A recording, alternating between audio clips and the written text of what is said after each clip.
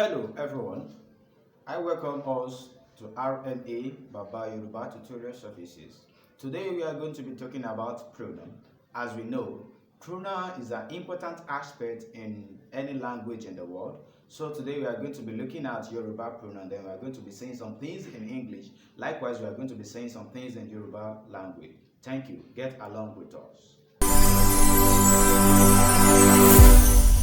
Hello, I welcome us back. Now let's continue on the pronoun we are talking about. We are talking about subject pronoun, as we said earlier. What do we call subject pronoun in Yoruba language? We call it ọ̀rọ̀, àrọ́pò, orúkọ, ní ipò, olùwà. Pronoun itself, we call it ọ̀rọ̀, àrọ́pò, orúkọ. That is the word we use in the position of a noun.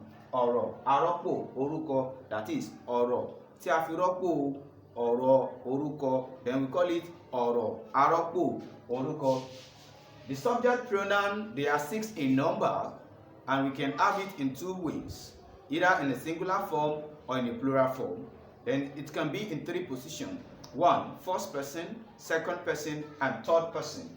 This is ẹyọ, which means singular, and this is ọ̀pọ̀, which means plural. Mo, it means first person singular, which means I. A, that is first person plural, which means we.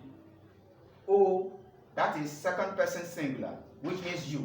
And ẹ, which means second person plural, which means you as well. Then ẹnìkẹta, which means third person, which is O. It can either mean he, she, or it. Then one, which means they, that is third person plural. If we look at this and this, what differentiates the two is the toe mark that we have on it. Likewise, you can have different examples, but we are going to take just little example today, and we are going to continue on our next lesson. Mo fẹ́ jẹ iṣu. Mo fẹ́ jẹ iṣu. That is, I want to eat yam. I want to eat yam. A fẹ́ jẹ iṣu.